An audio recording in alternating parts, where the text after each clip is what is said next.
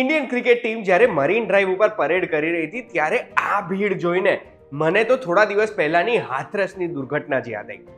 મને સવાલ એ થયો કે હાથરસમાં સ્ટેમ્પીડ, ભાગાદોડી કે ભગદડના લીધે જે લોકોએ પોતાના જીવ ગુમાયા છે એ લોકો ક્યારે પણ હવે કોઈ પણ ક્રાઉડેડ જગ્યાએ જઈ શકશે કે નહીં જઈ શકે, અને આપણે ક્રાઉડેડ જગ્યાએ જતા પહેલા કઈ કઈ બાબતોનું ધ્યાન રાખવાનું જેનાથી ભીડમાં ભાગાદોડી થાય, ભગદડ થાય, સ્ટેમ્પીડ થાય, એમાં આપણે પોતાની જાતને બચાવી શકીએ. એનો જવાબ મને મળી ગયો છે, ને તમે પણ જો એ વસ્તુ જાણવા માંગતા હોય તો એના માટે ધ્યાનથી સાંભળજો. હું તમને એક વાત કહું.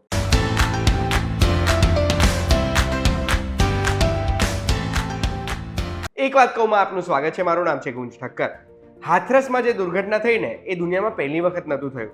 કોઈ પણ જગ્યાએ જ્યારે બહુ જ બધું ક્રાઉડ ભેગું થાય છે ત્યારે ભાગાદોડી કે ભગદડ કે સ્ટેમ્પીડ જેવી સિચ્યુએશન થતી હોય છે, જેના લીધે બહુ જ બધા લોકોને ઈજા થઈ શકે કે પોતાના જીવ ગુમાવવાના ચાન્સીસ પણ આવી શકે છે. અને એટલે જ આજે આપણે અવોઇડ તો નથી કરી શકતા આવી ભીડવાળી જગ્યાઓમાં જવાનું, પણ આપણે એની તૈયારી કરી શકીએ. તૈયારી કઈ રીતે કરવાની?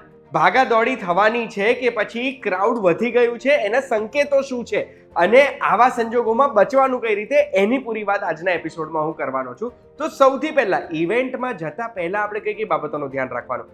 તો આપણા બાળકો છે અગર આપણી સાથે, તો બાળકોને બ્રાઇટ કલરના કપડાં પહેરાવવાના, એવા કપડાં પહેરાવવાના કે બાળકો જો આપણાથી છૂટા પડી જાય તો આપણે દૂરથી એમને ઓળખી શકીએ. એટલું જ નહીં, બાળકોની પાસે એક ઇમરજન્સી કાર્ડ હોય, કોન્ટેક્ટ ઇન્ફોર્મેશન વાળું એમના પોકેટમાં કે એમની પાસે, કે અગર જો એ ખોવાઈ બી ગયા તો કોઈ પણ એ કાર્ડ જોઈને આપણને કોન્ટેક્ટ કરી શકે કે તમારું બાળક અત્યારે મારી પાસે છે. આપણે શું ધ્યાન રાખી શકીએ? તો આપણે ખિસ્સામાં એક નાની સીટી રાખવાની. આ સીટી ક્યારે વગાડવાની? જ્યારે આપણા પરિવારજનો કે આપણા ગ્રુપના લોકો ખોવાઈ જાય તો સીટી વગાડીને એકબીજાને અવાજ આપી શકીએ. ચીસો ના પાડવી પડે, એનર્જી વેસ્ટ ના કરવી પડે. બીજું, મોટો સામાન, બલ્કી સામાન જોડે નહીં રાખવાનો, કારણ કે જ્યારે ભીડભાડવાળી જગ્યામાં આપણે જઈએ, હેવી સામાન આપણી જોડે હોય ને, એ સામાન પકડીને આપણે ખેંચાઈ શકીએ કે એ સામાન ભરાઈ જાય, એના લીધે આપણે પડી શકીએ ને એના લીધે કદાચ ઈજા થઈ શકે કે જીવ પણ જઈ શકે. ઇવેન્ટ ઉપર જઈએ ત્યારે આપણી જવાબદારી બને છે કે આપણે એક ક્રાઉડેડ જગ્યામાં બધું અન્વેષણ કરી દઈએ. આપણે ચેક કરી લેવાનું કે એન્ટ્રી એક્ઝિટ પોઈન્ટ ક્યાં છે. પછી ચોક પોઈન્ટ શોધવાના. એનો મતલબ કે કોઈ એવી જગ્યા છે જ્યાંથી ક્રાઉડ જવાનો પ્રયાસ કરશે તો વધારે ક્રાઉડ ઓછી જગ્યાએ જશે તો ત્યાં આગળ સ્ટેમ્પીડ કે ભાગાદોડી થઈ શકે કે કચડાઈ જાય એવી સંજોગ પણ ઊભા થઈ શકે. ત્યાં આગળ ઇમરજન્સી એક્ઝિટ જોઈ લેવાના, એવા કોઈ એક્ઝિટ જોઈ લેવાના જે આખા ગામને નથી ખબર ને ત્યાં આગળથી આપણે સિક્રેટલી બહાર નીકળી શકીશું કે નહીં. એ ઇવેન્ટમાં હાયર ગ્રાઉન્ડ કયું છે, એટલે ભીડથી બચવા માટે આપણે હાઈટ ઉપર ક્યારે જઈ શક્યું, કારણ કે હાઈટ ઉપર ઓછી ભીડ હોય. આટલી વસ્તુઓ આપણને ખબર હશે ને, તો કોઈ પણ ભીડભાડવાળી જગ્યામાં આપણે પોતાની જાતને બચાવી શકીશું, પોતાના પરિવારનું ધ્યાન રાખી શકીશું. હવે આગળ વધીએ પહેલા હું તમને જણાવવા માંગુ છું કે કોઈ પણ ભીડભાડ થાય, ભાગાદોડી થાય, એમાં જીવ જવાનો કે ઈજા થવાના મુખ્ય બે કારણ કયા હોય? સૌથી પહેલો કારણ છે જ્યારે ભીડ એક જગ્યાએથી બીજી જગ્યાએ એકદમ સડન મૂવમેન્ટ કરે છે. એટલે ઘણા બધા લોકો એક જગ્યાએથી બીજી જગ્યાએ જવાનો પ્રયાસ કરે છે, જેમાં બીજા લોકો પડી જાય છે, ધક્કા મુક્કી થાય છે, ને પડી ગયેલા લોકો કચડાઈ જાય છે, અને કચડાઈ જાય બીજા લોકોના લીધે, એ લોકોના લીધે આ લોકોને ઈજા કે પછી જીવ જવાનો સંજોગ ઊભો થાય છે. જે લોકોથી કચડાય છે એ લોકો બી પોતાને રોકી નથી શકતા, કારણ કે પાછળથી ભીડનો ધક્કો એવો હેવી હોય છે કે એ લોકોએ કચડ્યા સિવાયનો કોઈ ઓપ્શન નથી, નહીં તો એ પડી જાય ને એ પણ કચડાઈ જાય. જેવું આપણે હાથરસમાં જોયું કે કીચડવાળી જગ્યા હતી જેમાં લોકો સીધા ઊભા નતા રહી શકતા અને પડી ગયા, અને એ પડી ગયા એના લીધે એ કચડાઈ ગયા, અને ભીડ એકદમ જ એક જગ્યાએથી બીજી જગ્યાએ જવાનો ટ્રાય કરતી હતી, કારણ કે એમને બાબાજીના છેલ્લા દર્શન કરવા હતા. ભીડવાળી જગ્યાઓમાં ઈજા કે જીવ જવાનું બીજું કારણ છે ક્રાઉડ ક્રશ. માની લો એક એવી જગ્યા છે જે ઇન્ડોર છે કે પછી બહાર બી છે, તો આજુબાજુ બેરિયર મૂકેલા છે, અને બેરિયરની આજુબાજુ કાં તો દિવાલો છે કાં તો આમ ફિક્સ્ડ બેરિયર છે. હવે એ જગ્યામાં જ્યારે થોડું ક્રાઉડ હોય તો વાંધો ના આવે, પણ ક્રાઉડ વધતું જાય, ઘનતા વધતી જાય, ડેન્સિટી વધતી જાય, એટલું આપણી ઉપર પ્રેશર આવતું જાય. એમાં બી હજુ જો ક્રાઉડ વધે છે તો પ્રેશર વધી જાય. એમાં જો ક્રાઉડ સહેજ હલે છે, ક્રાઉડની સહેજ મૂવમેન્ટ થાય તો એક જે ક્રાઉડ ક્રશ થાય ને એના લીધે આપણે ઇમ્પોર્ટન્ટ ઓર્ગન્સ દબાઈ જતા હોય. હૃદયને ધબકવાની જગ્યા નથી મળતી, આપણા ફેફસાને ફૂલવાની જગ્યા નથી મળતી, અને એના લીધે ઈજા થાય કે જીવ જઈ શકે છે. આ બંને સંજોગોથી આપણે બચવાનું છે, ત્યારે આપણે આપણી જાતને બચાવી શકીશું. હવે વાત કરીએ કઈ રીતે આપણે પોતાની જાતને બચાવી શકીએ છીએ.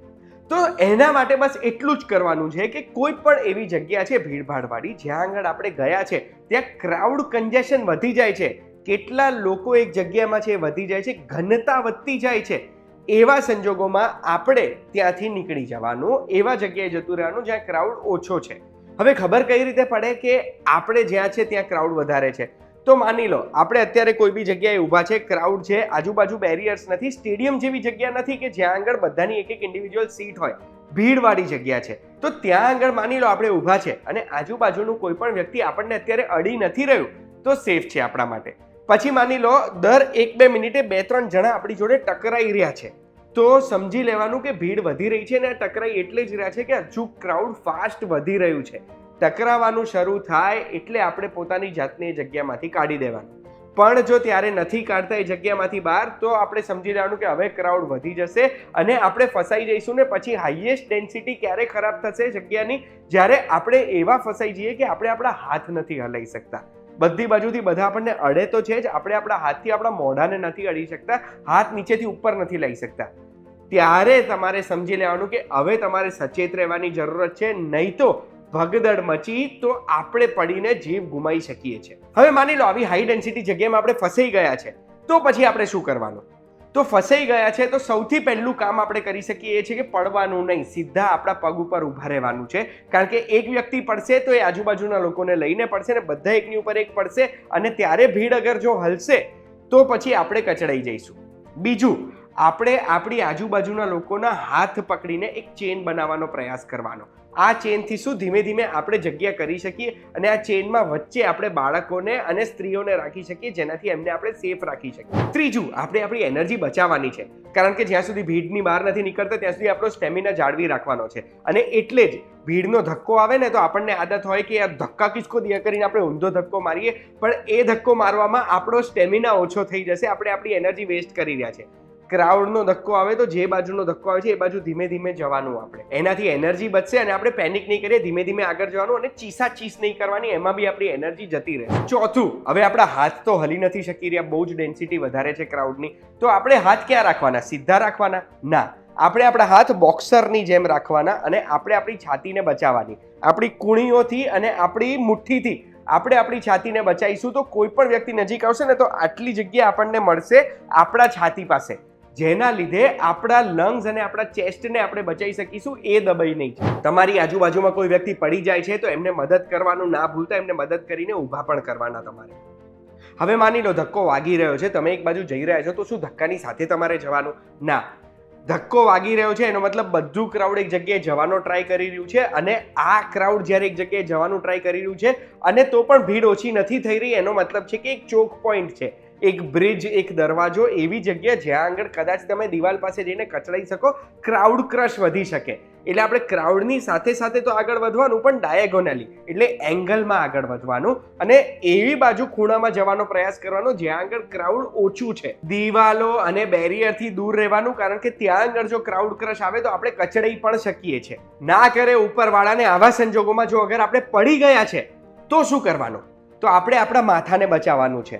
અગર આપણે આપણા માથાને બચાવીશું તો આપણે સેફ રહી શકીશું અને વળીને ઠૂઠિયું વાળીને માથાને બચાવવાનું છે. અને બસ એટલી પ્રાર્થના કરવાની કે કોઈ આવીને આપણને મદદ કરે, કે કોઈ ક્રાઉડમાં ઊભું રહી જાય અને આપણને ઊભા થવાની જગ્યા મળે. આશા રાખું છું આ વિડીયોની માહિતી મગજમાં એવી કોઈ જગ્યાએ તમે સેવ કરી રાખો કે કોઈ પણ ક્રાઉડેડ જગ્યાએ જાઓ ને તો આ તમારી રિફ્લેક્સ બની જાય કે તમે જઈને પહેલા બધું ચેકિંગ કરો અને ચેકિંગ કરીને કેટલા ક્રાઉડમાં રહેવું, કેટલા ક્રાઉડમાં નીકળી જવું એ તમને ખબર રહે. આવી માહિતી જોવા માટે એક વાત કહું, જોતા રહેજો. આપણે ફરી મળીશું ને આ માહિતી દરેક વ્યક્તિને કામમાં આવી શકે એવી છે, બધાને મોકલી દેજો. ધન્યવાદ.